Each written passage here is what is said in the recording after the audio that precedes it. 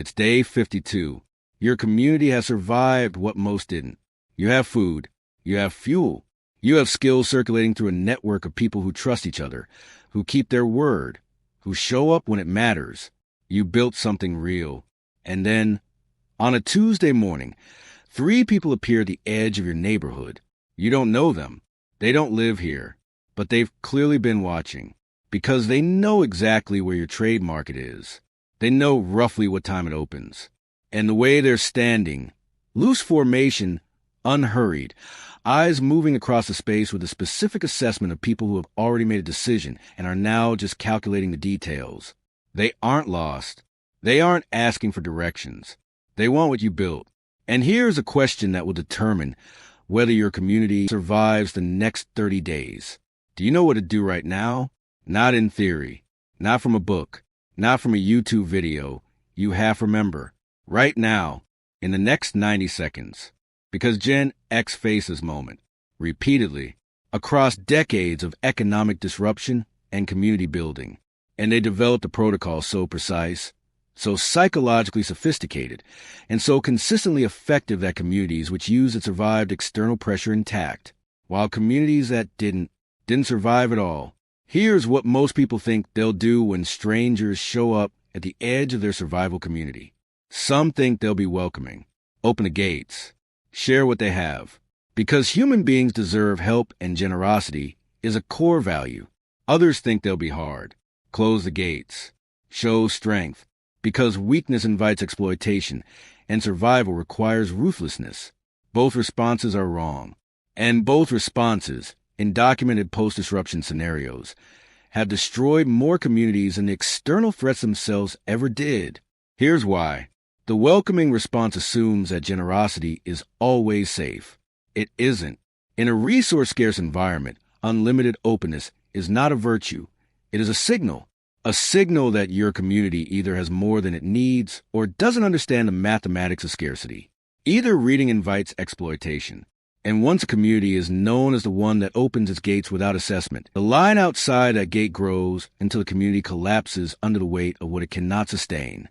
The hard response assumes that strength is always visible and that showing it deters threats. It doesn't. In a post-currency environment, aggressive closure does 3 things simultaneously, all of them bad. It confirms to the outsiders that you have something worth protecting. It communicates that you are frightened enough to be aggressive about it. And it closes the door on the possibility that the strangers at your gate might be exactly what your community needs. Because here's the thing that Gen X understood about outsiders that almost nobody talks about. The strangers at your gate are not the threat. They are a test. And how you respond to that test in the first 5 minutes determines not just whether your community survives this encounter, but what kind of community you become. Here is what that means. In every documented external pressure situation that Gen X communities navigated, the outcome was determined not by the outsider's intentions, but by the responding community's protocol. Communities with clear, practiced, psychologically sophisticated protocol for external contact, regardless of what the outsiders wanted, consistently achieved better outcomes than communities that improvised, because improvisation under pressure defaults to fear. And fear-based decisions in the first 5 minutes of an external contact situation almost always make the situation worse. What Gen X built was the opposite of improvisation. It was a protocol, specific, practiced, psychologically precise. And it began not with what you do when strangers appear, but with what you do in the weeks before they arrive. The outside threat protocol has 4 phases. And this is the part that surprises most people, because 3 of the 4 phases happen before any outsider ever appears. Gen X didn't respond to external threats. They prepared for them, not with walls, not with weapons, not with the defensive infrastructure that most people imagine when they think about community protection, with psychology, with social architecture, with a precisely designed set of community agreements, communication systems, and response protocols that were built during calm periods specifically so they could function without panic during pressure periods. Let me show you the 4 phases. Phase 1, the internal audit what your community knows about itself before any outsider arrives. Phase 2, perimeter intelligence system, how Gen X communities gathered information about external pressure before it reached their gate. Phase 3, the contact protocol, the precise sequence of moves to the first contact with unknown outsiders. What to say, what not to say, what to offer, what to withhold, and how to read the response. Phase 4, the integration or rejection decision, the specific framework Gen X used to decide whether an outsider should be brought into the network, kept at arm's length as a trading partner, or redirected away from the community entirely, and how to execute each outcome without creating a new threat. Phase 3 is the phase most people want to jump to. The actual contact. What do you say? What do you do? How do you handle the moment? And we will get there in full detail. But I need to walk you through Phase 1 first, because without it, Phase 3 is just improvisation with better vocabulary. And Phase 1 contains the single most uncomfortable truth in the entire protocol. Here it is. Phase 1, the internal audit. Before any outsider can be correctly assessed, your community must know 3 things about itself with total honesty. What do you actually have? Not what you think you have.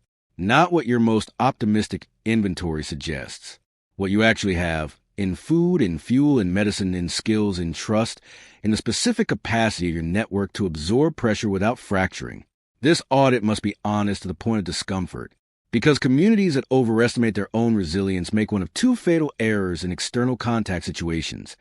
They are either too generous, giving away resources they cannot afford to lose, or too confident, projecting strength they cannot back up. Both errors are immediately legible to experienced outsiders. What does your community look like from the outside? This is the question that most communities never ask, and it is arguably the most important one. Walk to the edge of your community. Look back at it. What do you see? Do you see a community that appears abundant or appropriately modest? Does your trade market signal wealth or functional sufficiency? Do your members' behavior in public spaces reveal more than you want outsiders to know? Gen X communities were meticulous about what they called the visible profile, the impression the community made on anyone watching from outside. Not to deceive, but to manage. Because in a resource-scarce environment, appearing to have more than you need is not success. It is a target painted on your community's back. What are your actual vulnerabilities? Every community has them. The household with the largest visible supply.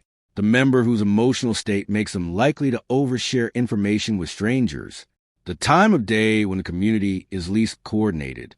The gap in the perimeter that everyone knows about and nobody has addressed. These vulnerabilities must be named internally, clearly, honestly, without blame, before outsiders have the opportunity to find them through observation. Because outsiders who are assessing your community for exploitation will find your vulnerabilities within 24 to 48 hours of sustained observation. The only question is whether you found them first. Phase 2, Perimeter Intelligence System. Here is something that Gen X communities understood with total clarity that most modern people find counterintuitive. The best time to learn about an approaching external threat is before it arrives at your gate. This sounds obvious. It is not practice. Most communities, even well-prepared ones, operate reactively. Strangers appear. Community responds. The response is shaped by the specific emotional state of whoever happens to be at the gate when the strangers arrive. Gen X communities built a different system. They built what they called informally the outer ring, a loose network of relationships with people and communities outside their immediate network who functioned as an early warning system for approaching pressure. These outer ring relationships were not defensive alliances. They were simply maintained human connections. People the community had traded with, helped at some point, or simply stayed in regular contact with, who were positioned to know things that the community's core members would not know until later. A community 2 miles away knows that a large group of displaced people passed through 3 days ago, moving in your direction. A traveling trader knows that 2 other communities in the region have recently turned away a group of persistent strangers. A farmer on the road between your community and the nearest town has noticed unfamiliar figures resting near his property for the past 2 days. None of this information reaches a community that has no outer ring. All of it reaches a community that has maintained connections beyond its own perimeter. But here is a specific intelligence technique that made Gen X's outer ring most effective. And it has nothing to do with surveillance, nothing to do with formal agreements, and nothing to do with any system more complicated than something human beings have been doing for 10,000 years. It is the oldest intelligence gathering technique in existence, and it is still the most reliable. The oldest intelligence technique. Hospitality. Specifically, the practice of maintaining a designated community member whose role included regular outward social visits to neighboring communities and travelers, not to gather intelligence explicitly, not to ask probing questions, simply to maintain relationships, share ordinary information, and be present in the social fabric of the wider region. The intelligence gathered through this presence was not extracted. It was simply received because people who know you and trust you share information naturally in the course of ordinary conversation. Did you hear about the group that tried to push into the Henderson community last week? There's been a lot of movement on the South Road, more than usual. A trader came through yesterday saying the Hammond Network turned away 3 families, so they couldn't absorb anymore. These fragments, gathered through hospitality rather than surveillance, gave Gen X communities an average of 48 to 72 hours of warning before any significant external pressure reached their gate. 48 to 72 hours is the difference between a prepared response and a panic one. Phase 3, the contact protocol. 3 people are at the edge of your community. You have 48 hours of warning that they were coming. Your internal audit is complete. Your community's visible profile has been adjusted. Your vulnerabilities have been addressed. Your response team, the specific 2 or 3 people designated for first external contact, has been notified and is ready. Now the contact happens. And the first 5 minutes follow a sequence so precise that Gen X communities practiced it, actually rehearsed it, the way you rehearse any important performance, so that it could be executed without panic or improvisation under real pressure. The 5-minute contact sequence. Minute 1, the designated responder. The single most important structural element of the contact protocol is this: only one person speaks, not the community leader, not the most physically imposing member, not whoever happens to be closest to the gate. The designated responder, a specific community member chosen in advance for specific qualities, is the only voice in the first 5 minutes of any external contact. Why one person? Because multiple voices in a first contact situation communicate internal division. They allow outsiders to read the community's social dynamics, who defers to whom, where the real authority sits, which members are uncertain. This information, in the hands of a sophisticated outsider, is a roadmap to the community's pressure points. One voice communicates unified decision-making regardless of what is actually happening inside the community. The designated responder's qualities, calm under pressure, neither the most nor the least resourced appearing member of the community, practice in the specific language of the protocol, and, critically, someone with no visible emotional investment in the outcome of the contact. Minute 2, the warm but bounded welcome. The designated responder's opening is precisely calibrated, warm enough to prevent immediate defensive escalation in the outsiders, bounded enough to prevent the premature signals of either abundance or vulnerability. It sounds like this. Hey, looks like you've been traveling. You're welcome to rest here for a moment. What brings you through? Parse every element of this opening carefully. Looks like you've been traveling. An observation that signals the responder has already assessed the outsiders and is communicating that assessment openly. This prevents the outsider from feeling surveilled while simultaneously communicating that the community is attentive. You're welcome to rest here for a moment. Hospitality offered with a built-in time boundary. For a moment, establishes that access is temporary without being hostile about it. What brings you through? The intelligence gathering question disguised as ordinary friendly inquiry. Through is the critical word. It presupposes the outsiders are passing through rather than seeking to stay, establishing the community's framing without confrontation. Minutes 2 through 4, the listening assessment. After the opening, the designated responder does something that takes significant practice to execute under pressure. They listen completely, without interruption, without visible assessment, without any body language that reveals the community's level of concern. This is the external contact version of the emptying sequence from Episode 2. The outsiders speak. The designated responder receives. And while receiving, they are conducting a precise internal assessment against a specific checklist that Gen X communities developed through decades of external contact experience. The assessment checklist has 7 items, and the most important item on it is not about resources, not about numbers, not about visible weapons or capabilities. It is a psychological read that takes about 90 seconds to perform and is more reliably predictive of outsider intent than any physical observation. Here is what it is and how to perform it. The 7-item assessment checklist. Item 1. The story consistency test. As the outsiders explain their situation, does their story hold internal consistency? Not whether it is true, but whether it is consistent. Fabricated stories under pressure tend to contain small internal contradictions. Timeline inconsistencies. Details that shift slightly between tellings. The designated responder listens for these with relaxed, practiced attention. Item 2. The resource signal read. What does the outsider's physical condition actually reveal? Not what they say about their situation, what their bodies, clothing, and equipment communicate about their actual resource level. People who are genuinely desperate look specifically different from people who are performing desperation. The difference is in the details, the condition of footwear, the quality of equipment maintenance, the specific kind of thinness that comes from actual food scarcity versus stress. Item 3. The group dynamic read. Who defers to whom within the outsider group?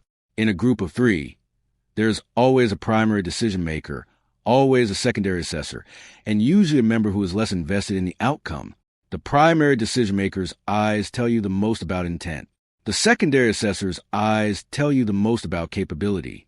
The third member's comfort level tells you the most about the group's internal cohesion. Item 4. The ask assessment.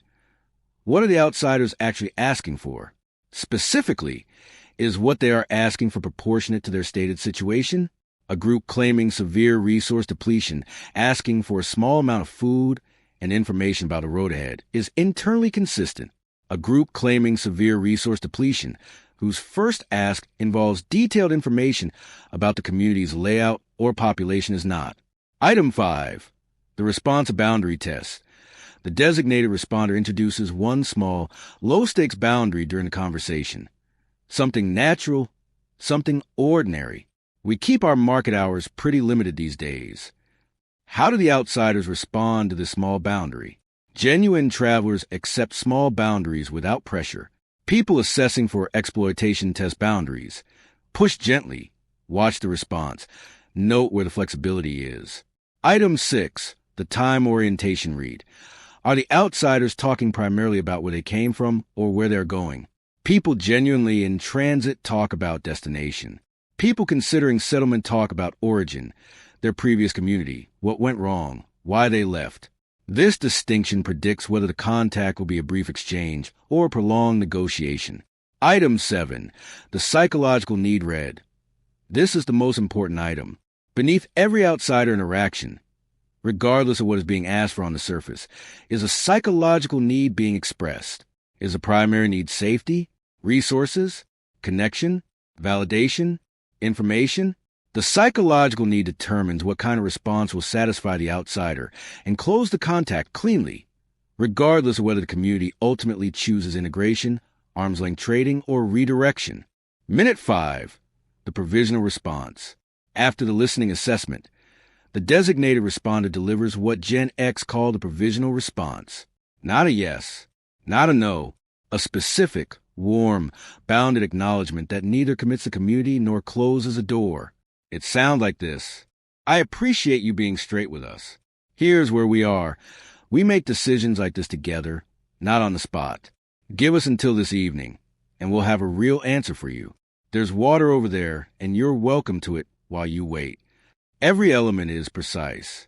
I appreciate you being straight with us. Validates the outsider's communication, whether or not it was actually straight. This validation reduces defensive escalation. We make decisions like this together, not on the spot. Explains the delay without apology, signals collective governance, and prevents the outsider from identifying a single decision maker to pressure. Give us until this evening, a specific, reasonable time boundary. Not we'll see, which is evasive and reads as weak. A specific time commitment that respects the outsiders as people were the real answer. There's water over there and you're welcome to it. Hospitality that is genuine but physically bounded. Water, not food. Over there, not here. Welcome, not invited in 5 minutes, without revealing anything significant about the community's resources, without committing to anything, and without creating hostility. The designated responder has gathered a complete assessment and bought the community the time it needs to make a real decision. Large Blue Diamond Phase 4, the Integration or Rejection Decision Framework. The provisional response has bought you until evening. Now your community has a real decision to make.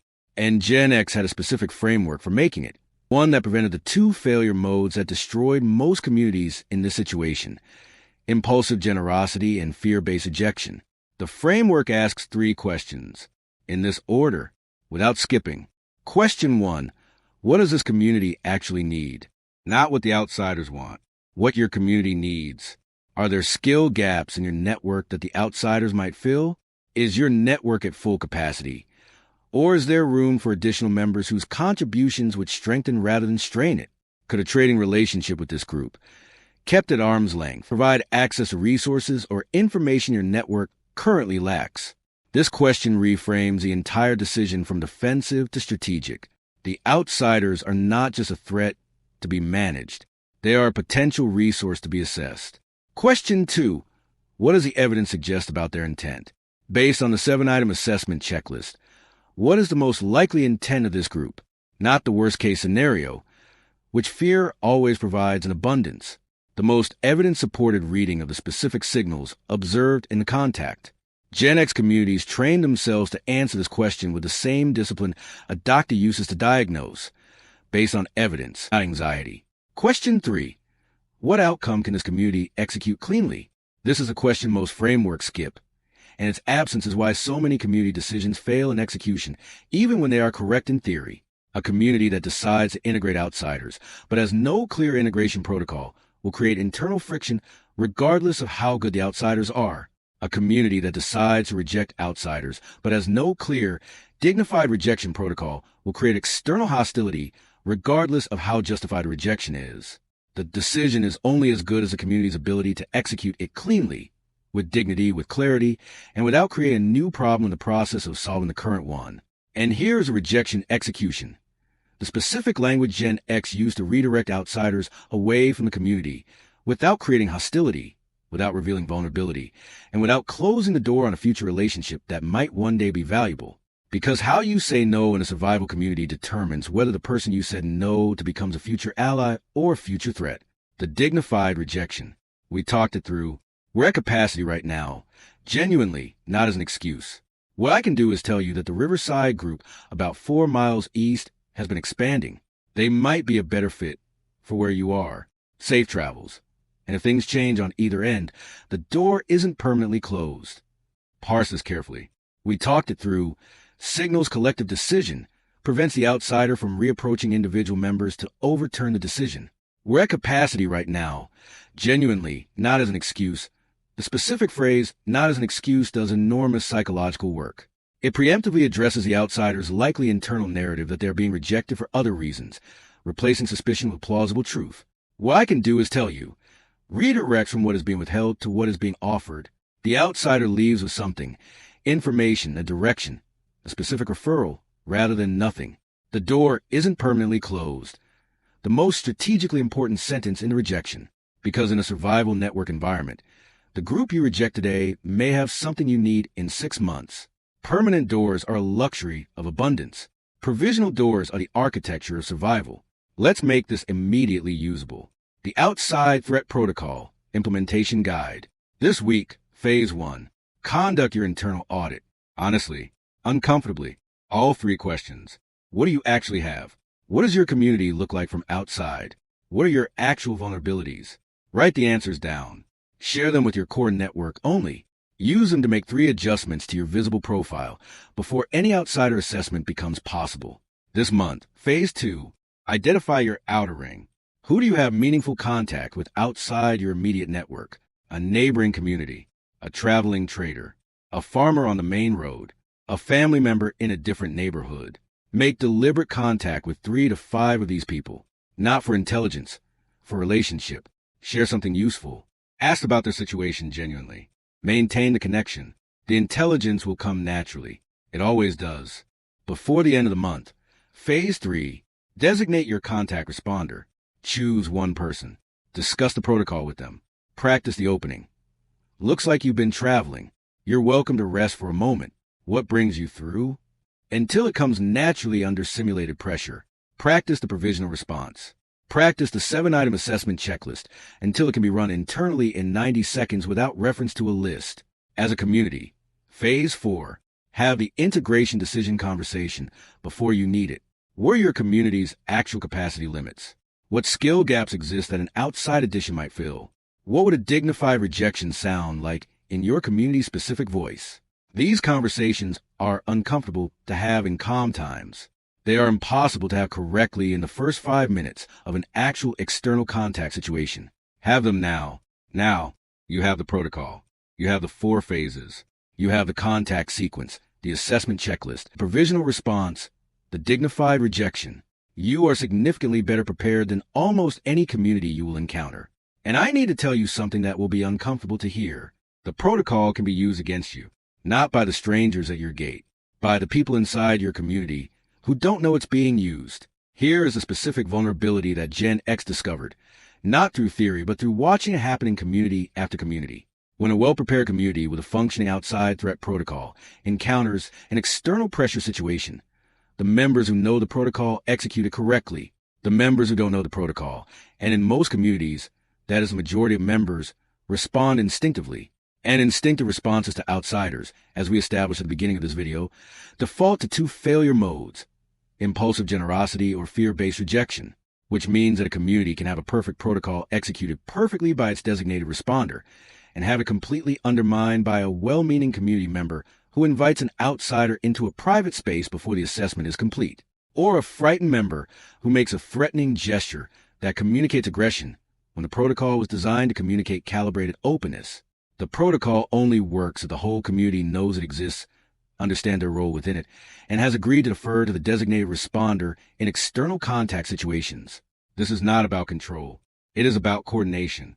And coordination, in the first 5 minutes of external pressure, is the only thing standing between a functioning protocol and a chaotic improvisation, which leads to the final piece of this protocol, the one that makes a difference between a system that works on paper and a system that works under pressure. Gen X called it the unified phase. And it is not about deception.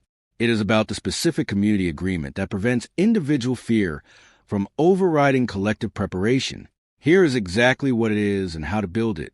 The unified phase.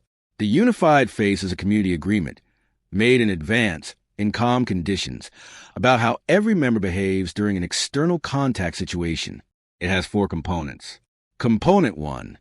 The silence agreement. Every community member who is not the designated responder agrees to remain silent during first contact. Not invisible, present, visible, normal, but silent.